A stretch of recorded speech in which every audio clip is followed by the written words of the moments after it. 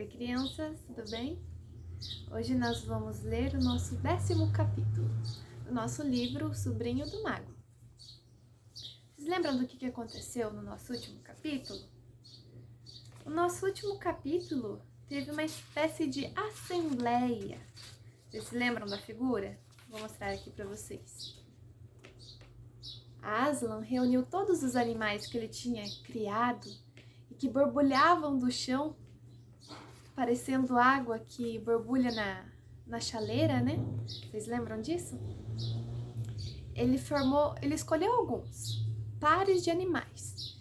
E quando ele escolheu esses, ele pegou e falou: os outros vão embora, e esses ficam e a gente vai fazer uma reunião. Nessa reunião, ele primeiro soprou nos animais. E então os que eram pequenininhos ficaram grandes e os que eram grandes ficaram mais pequenos. E ele deu uma ordem para esses animais. Eu vou ler aqui que ele mandou esses animais fazerem. Ele se referiu a todos falando: Nárnia, Nárnia, desperte, ame, pense, fale. Que as árvores caminhem, que os animais falem e que as águas sejam divinas. Então vamos ver o que vai acontecer, né? O nome do nosso 10º capítulo é A Primeira Piada. Era, de certo, a voz do leão. As crianças já haviam adivinhado o que ele falava. Mesmo assim, quando falou, foi um choque para elas, ao mesmo tempo agradável e terrível. Das árvores surgiram criaturas selvagens, deuses e deusas da floresta. Chegaram com eles os faunos, os sátiros e os anões. Das águas saíram o deus do rio e suas filhas, as naiades. E todos eles e todos os animais, com suas vozes diversas, graves ou estridentes, roucas ou claras, replicavam: Salve Aslan! Ouvimos e obedecemos. Estamos despertos, amamos, pensamos e falamos e sabemos. Mas com licença, ainda não sabemos muito, falou uma voz nasal e bufante. As crianças levaram um susto, pois fora o próprio morango que falava. Formidável! O velho morango! Exclamou Polly. Estou feliz de saber que ele também foi escolhido para ser um animal falante. E o cocheiro, que estava então do lado das crianças, disse: Macacos me mordam! Sempre falei que aquele cavalo tinha muita inteligência, sempre. A voz forte e feliz de Aslan ressoou: Criaturas, eu lhes dou a si mesmas. Dou-lhes para sempre esta terra de Nárnia. Entrego-lhe as matas, os frutos e os rios. Entrego-lhe as estrelas e entrego-lhes a mim mesmo. Seus também são os animais mudos. Cuidem deles com bondade, mas não lhes sigam os caminhos sob pena de perder a fala, pois deles foram gerados e para eles poderão retornar. Não o façam. Não o faremos, Aslan, não o faremos, disseram todos. Mas uma gralha atrevida acrescentou em voz baixa: Deixe conosco. Quando todas as outras vozes já haviam cessado, as palavras soaram claramente no solene silêncio. A gralha ficou tão encabulada que se escondeu sob as asas, como se quisesse dormir. E todos os outros animais passaram a fazer barulhos engraçados, jamais ouvidos em nosso mundo. É assim que eles riem, ou dão risada. Tentaram, a princípio, conter o riso, mas Aslan lhes disse: Riam sem qualquer temor, criaturas. Agora que perderam a mudez, agora que vocês podem falar, né? E ganharam o espírito, não sou obrigados a manter sempre a gravidade, pois também há o humor, e não só a justiça, que mora na palavra. Assim sendo, riram-se todos a valer. E foi a maior festa quando a própria gralha retomou coragem, subiu a cabeça do morango e ruflou as asas e disse: Aslan, Aslan, eu sou a autora da primeira piada. Todas as gerações estão informadas de que eu fui a fazer a primeira piada. Não, minha amiga, respondeu o leão. Não foi você quem fez a primeira piada. Você foi a primeira piada. É aí que a turma se riu às bandeiras despregadas. A gralha não se agastou, pelo contrário, não ficou brava. Começou também a rir alto, até que o cavalo sacudiu a cabeça e ela perdeu o equilíbrio e caiu. Mas antes de bater no chão, lembrou-se das asas. Nárnia está afundada, disse o leão. Zelemos por mantê-la livre. Convocarei alguns para o meu conselho. Cheguem até mim o chefe anão, o deus do rio, o carvalho, o senhor coruja, o casal corvo e o senhor elefante. Devemos parlamentar, pois apesar de o mundo não ter sido criado mais do que 5 horas atrás, já o mal penetrou nele. As criaturas nomeadas adiantaram-se e seguiram o leão. Os outros começaram a conversar, dizendo coisas assim. Que é que penetrou o mundo? O Nau?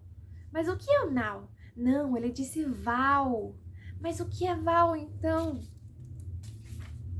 Olhe, Polly, disse Diggory. Tenho que ir atrás do Aslan, quer dizer, do leão. Eu preciso falar com ele de qualquer jeito. Você acha que a gente pode? Eu tenho meus receios, disse Polly. Tipo assim, será que a gente pode ir lá falar com ele assim, desse jeito, né? Não tem outra saída. É por causa da minha mãe, disse o Diggory. Acho que só ele poderá me dar alguma coisa que faça bem a ela. Vou com você, disse o cocheiro. Eu gostei do jeitão dele. E também quero trocar umas ideias com o Morango. Os 3 avançaram intrepidamente. Tão intrepidamente quanto possível na direção da Assembleia dos Bichos.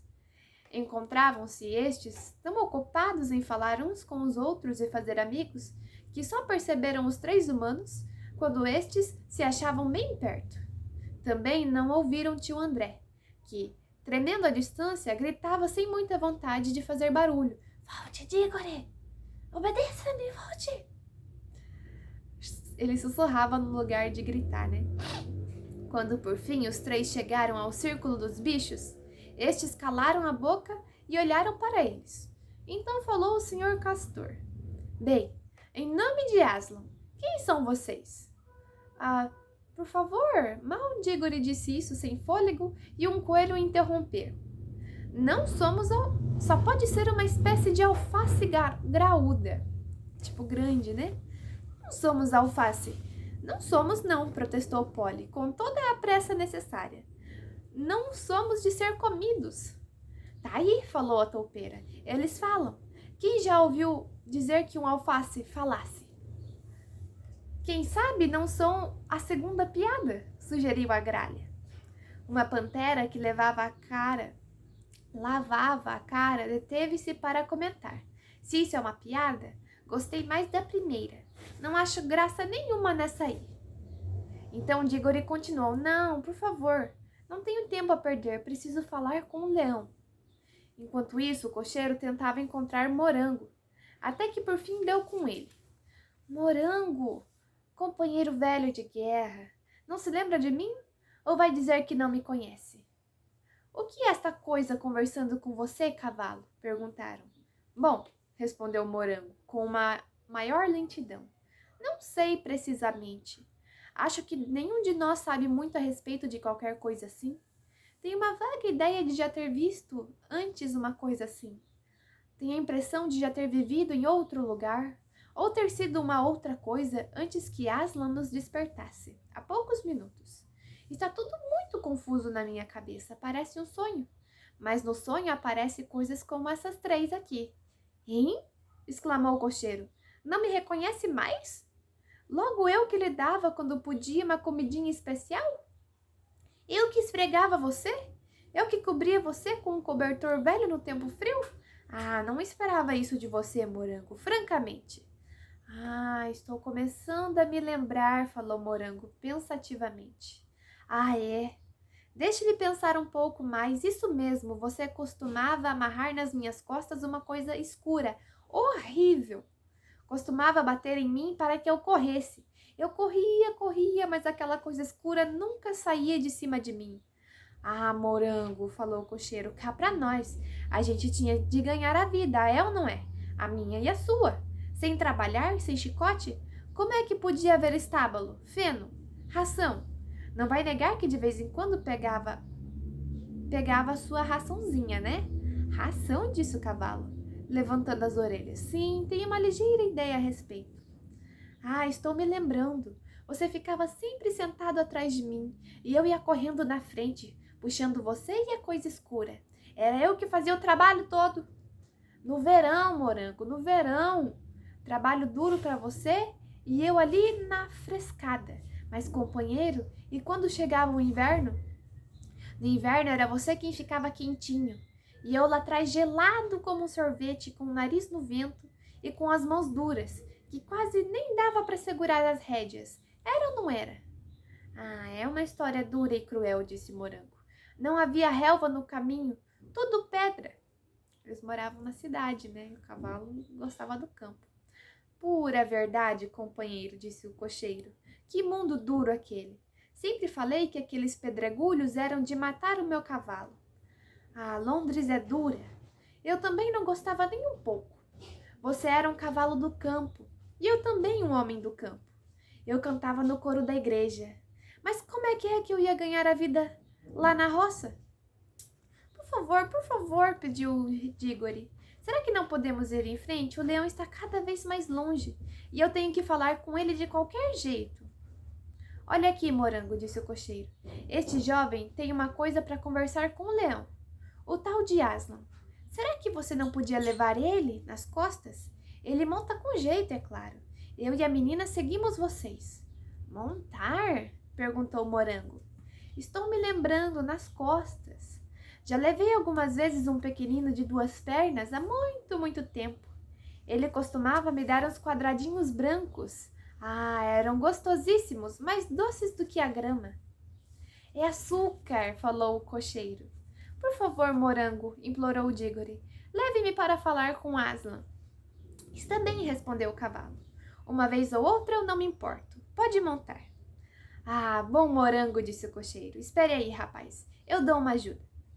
Diggory já havia montado em seu próprio pônei e sentiu-se muito à vontade. Toque, Morango, disse o menino ao cavalo. Por acaso teria aí um quadradinho branco? Perguntou o animal. Ah, lamento muito, mas eu não tenho, respondeu o menino. Que há de se fazer, disse Morango, partindo.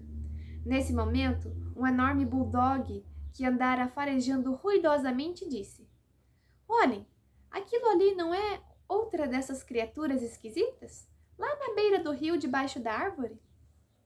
Os animais todos olharam e viram tio André muito quietinho entre os rododendros, esperando não ser descoberto. É uma espécie de planta, né? Vamos lá, vamos ver o que é. Assim, enquanto Morango trotava numa direção com Diggory, acompanhado de Polly e do cocheiro, grande parte das criaturas corria para tio André, com rugidos, latidos, grunhidos e outros ruídos animados. Precisamos voltar um pouco para explicar a cena toda que tio André via. A impressão que ele teve foi muito diferente daquela das crianças e do cocheiro, pois o que você ouve e vê depende do lugar em que você coloca, como também depende de quem você é. Desde que os bichos apareceram, tio André foi se encolhendo cada vez mais na moita. E, é claro, não conseguiu ver muito bem, mas ele não estava de fato interessado no que presenciava. Sua única preocupação era que não corressem na direção dele. Como a feiticeira era um homem incrivelmente prático. Nem chegou a reparar que Aslan escolheu um par de cada espécie de animal. Tudo que viu, ou pensou que viu, foi um bando de animais selvagens rondando por aí. E não entendia por que os bichos não fugiam do leão. Quando chegou o momento solene e os bichos falaram, então não percebeu nada. E por uma razão bem interessante. Assim que o leão começou a cantar, ainda em meio à escuridão, tio André percebeu que o barulho era uma canção e não gostou nada. A canção fazia com que se sentisse e pensasse coisas que não queria sentir nem pensar. Quando o sol nasceu e viu que o cantor era um leão, um mero leão, como disse para si mesmo, fez tudo para convencer-se de que não havia canto algum, apenas rugidos, como fazem os leões em nosso mundo. Ah, devo ter imaginado que o leão cantava. É porque eu estou com os nervos descontrolados. Alguém já ouviu um leão cantar? Quanto mais belo o canto, mais tio André imaginava ouvir rugidos. O negócio é esse. Quando a gente quer se fazer de tolo, quase sempre consegue. Tio André conseguiu. Passou a ouvir apenas rugidos na canção de Aslan. Mesmo que quisesse voltar atrás, já era tarde. Quando afinal o leão falou e disse Nárnia, desperte, o tio não ouviu nenhuma palavra. Ouviu somente rosnados. Quando os bichos responderam, ouviu latidos, uivos, zurros e miados. Quando caíram na risada, bem, você pode imaginar. Esse foi o pior momento para tio André, aquela zoeira de férias sanguinárias e esfomeadas. Depois, arremataram-lhe a raiva e o terror. Viu que os 3 seres humanos se encontrarem na maior calma com os animais. Nossa, que tolos, falou para si mesmo. As feras vão comer os anéis junto com as crianças e nunca mais poderei voltar para casa. Mas que menino egoísta esse Diggory. E os outros são da mesma laia. Se quiserem morrer, o problema é deles. Mas eu? Será que não pensam nisso? Ah, ninguém se lembra de mim. Por fim, quando um bando de bichos veio correndo ao lado dele, ou para o lado dele, tio André virou as costas e também saiu em disparada. E agora podemos todos verificar que de fato o ar do mundo fizera muito bem ao velho. Em Londres, já era velho demais para dar uma corridinha. Em Nárnia, correu uma velocidade que daria para bater todos os recordes de corridas de 100 metros. Era de se ver a aba do casacão revoando ao vento. É claro que a velocidade nada lhe valia. Muitos dos animais eram mais rápidos. Pela primeira vez na vida, corriam e estavam doidos para exercitar os músculos. Corre, corre, gritavam. Deve ser o Val. Vamos cercar o Val, depressa, agarra! E em poucos instantes, alguns lhe tomaram a dianteira, fechando-lhe o caminho. Outros o acuaram pela retaguarda. Por todos os lados, tio André viu o terror. Vou mostrar para vocês aqui o desenho do tio André correndo. Ai, ai, a onça correndo atrás dele e os outros bichos. Ó.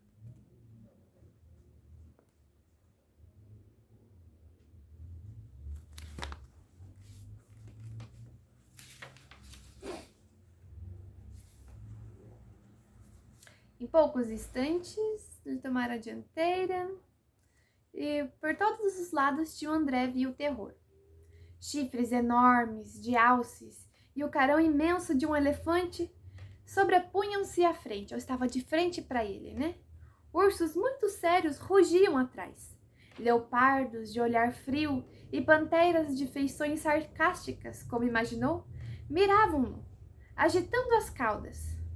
O que mais o abatia era o grande número de bocas escancarradas, abertas, né, com os dentes para fora. Os animais ofegavam. Para ele, no entanto, parecia que eles estavam com fome. Tio André pôs-se a tremer. Jamais gostara de animais dos quais, em geral, sentia medo. Além disso, anos de experiências cruéis com os bichos só fizeram com que os temesse e odiasse. Bem, senhor Coisa, perguntou o Bulldog, com um jeito de homem de negócios. Responda-me, você é animal, vegetal ou mineral? Foi o que ele disse, na realidade. Mas o que o tio André ouviu foi só um... E esse é o final do nosso capítulo. Que interessante, né? O tio André não conseguia ouvir os animais porque ele se convenceu de que os animais não podiam falar. Que interessante, né? Ele falou ali que quando a gente quer se fazer de tolo, quase sempre a gente consegue. Isso é interessante pra gente pensar em algumas coisas que a gente quer que seja verdade, mas não são. Então a gente precisa muitas vezes prestar atenção nessas coisinhas na nossa vida, né? Beleza? Nosso próximo capítulo vai ser... Deixa eu ver o nome dele. A primeira piada foi o que a gente leu agora, e o próximo vai ser Diggory e o tio em apuros. Agora vamos ver o que vai acontecer com o tio André, né? Tá bom? Ó, beijo e até o nosso próximo capítulo.